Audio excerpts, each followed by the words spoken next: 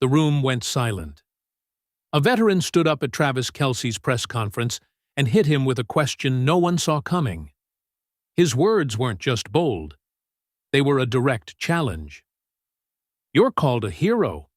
But what about the real heroes? The ones who come home and struggle to survive?" For the first time, Travis didn't have a quick answer. Reporters held their breath. The cameras zoomed in. Would he dodge the question? Would he get defensive? But what Travis Kelce did next? No one in that room expected it.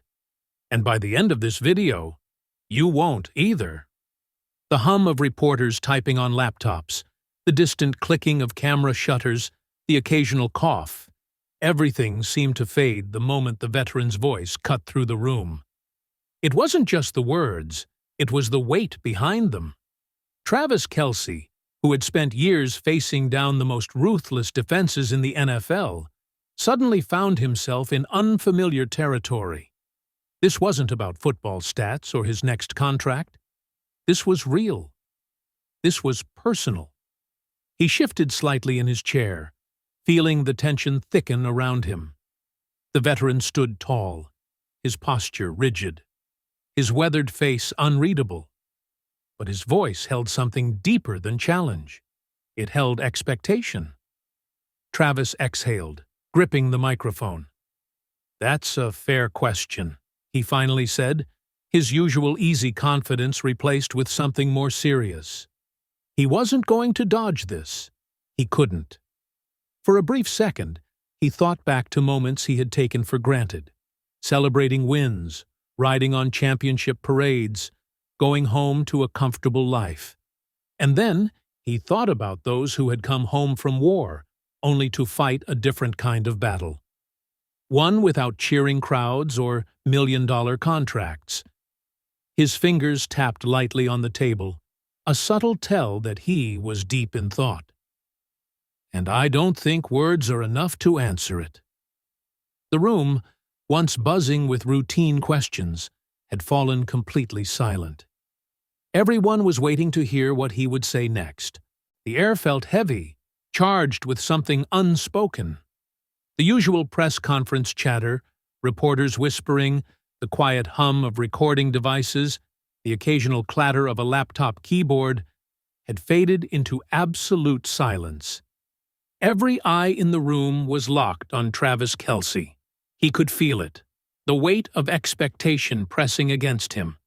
He had been in high-pressure moments before, fourth-quarter drives, Super Bowls, the biggest stages in sports.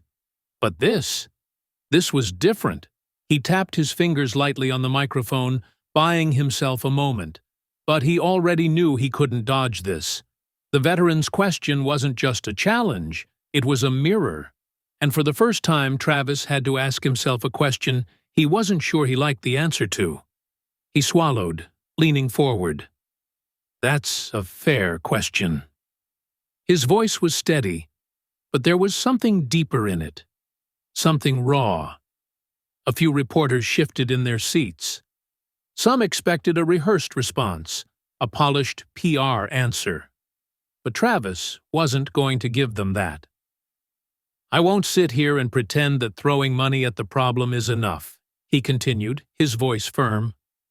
"I've met guys who gave everything for this country and came home to nothing." A murmur rippled through the room. The veteran, standing with his arms crossed, raised an eyebrow, surprised. Travis held his gaze. "And if I'm being honest, I haven't done enough. But that changes today." The veteran's voice didn't waver, but there was something behind it, something deeper than frustration.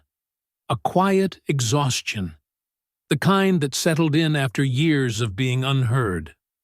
He looked around the room, then back at Travis, his expression unreadable. "You ever know what it's like to sleep in your car?" A single sentence. Simple, but it hit like a punch to the gut. The room held its breath. Even the reporters, trained to remain neutral, looked unsettled. "I came back after serving overseas. I had discipline, skills, Everything they tell you will set you up for life. But none of it mattered. No one was hiring. Benefits took months, and before I knew it, I was living out of my truck. Travis inhaled sharply, his fingers pressing together. The weight of those words sat heavy on his chest. The man who had never worried about where he'd sleep, who had never checked his bank account in fear, suddenly felt very, very small. "People thank us for our service," the veteran continued, his voice tight. "But thanks don't pay rent. Thanks don't fix PTSD. Thanks don't stop a brother in arms from taking his own life because he can't see a way out." Travis rubbed his hands together, his mind racing. He had faced challenges before, but this wasn't a game.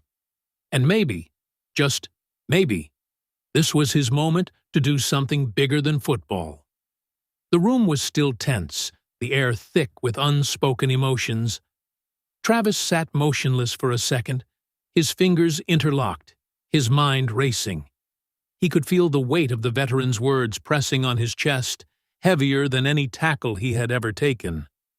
Then he reached into his pocket and pulled out his phone, placing it on the table with a quiet but deliberate thud. "You're right."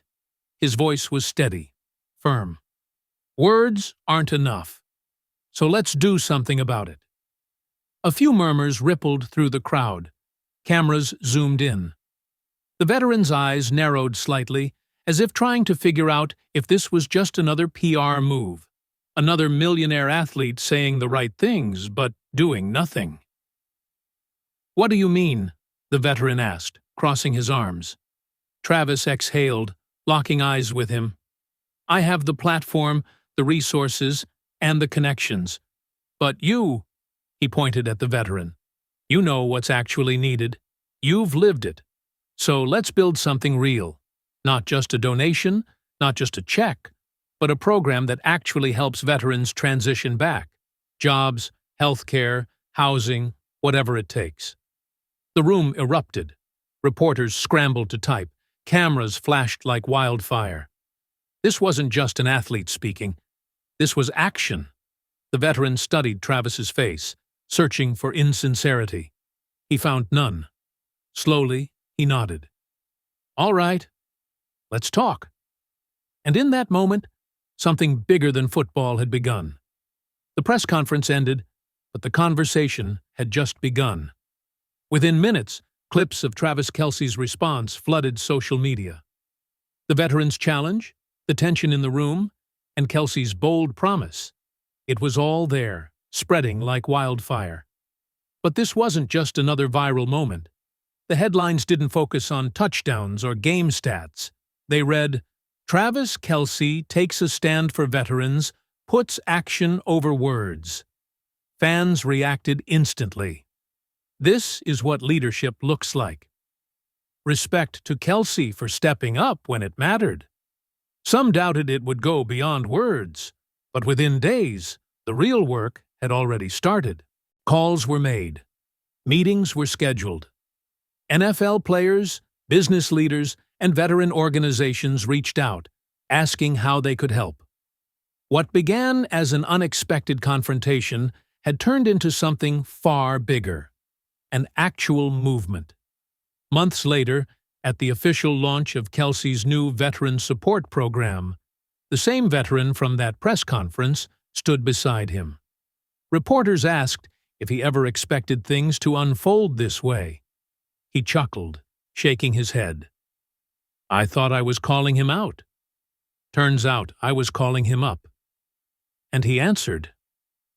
This wasn't just about football anymore. It was about showing up for the people who gave everything. What do you think? Did Kelce do the right thing? Drop your thoughts in the comments. Like, share, and subscribe for more stories that inspire and challenge the way we see the world.